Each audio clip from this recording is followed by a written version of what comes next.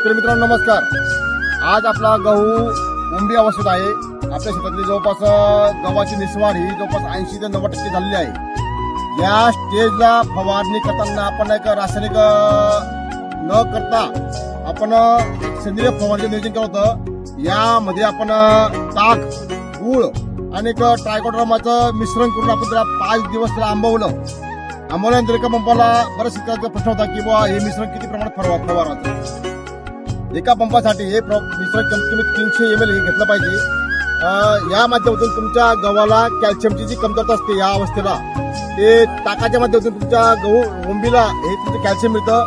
गव्हाच्या माध्यमातून तुम्हाला लोह फॉस्फरसचं अत्यल्प प्रमाण मिळतं आणि गुळामुळे तुमचे मधमाशी आकर्षित होऊन तुमचं परागीभवन वाढून तुमच्या दाण्यांची संख्या ही सशक्त परागीभवन होतं। दाणे स्ट्रॉंग येतात आणि गुळामुळे तुमचं जे फायबरचं प्रमाण आहे गव्हातलं फायबरचं प्रमाण कुठेतरी वाढून आपला जो उद्देश आहे पोळी गव्हाची पोळी ही नरम यायला पाहिजे।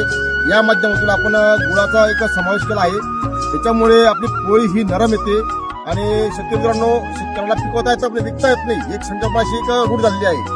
तर शेतकरी मित्रांनो आपल्याला हा गहू आपल्याला सुद्धा मार्केटिंग करून आपल्याला गहू विकायचा आहे। यामधून शेतकऱ्यांना नागरिकांना क्वालिटी मिळाली पाहिजे यासाठी आपण या गव्हाला हे सेंद्रिय फवारणीचं नियोजन केलं होतं आणि ज्या उंबीच्या ज्या गरजा आहेत प्राथमिक गरजा आपण त्या सेंद्रिय पद्धतीने पूर्ण करायचा प्रयत्न केला आहे।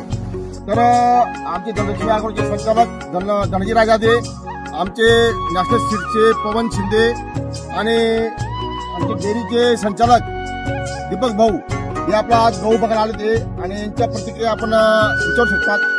धनजीराव काय म्हणतात आपलं गहू बघून? एक नंबर म्हणजे आज त्यांच्या ह्याच्यामध्ये सगळ्यात चांगला गहू असं मिसवाड आणि त्याचा बघितलं तर चांगला अप्रतिम कोंबडीची साईज लांबी वगैरे साईज बघू शकता तुम्ही। या गव्हाला आजपर्यंत आपण 05234 असो 0050 असो किंवा बोरान कॅल्शियमच्या माध्यमातून फवारणीचे नियोजन असो असे सगळे नियोजन थांबवून आज गंभीर अवस्थेमध्ये आपण गूळ, ताक आणि ट्रायकोडर्मा ही फवारणी फार महत्वाची फवारणी होती जेणेकरून पोळी ही वातडी यायला नको।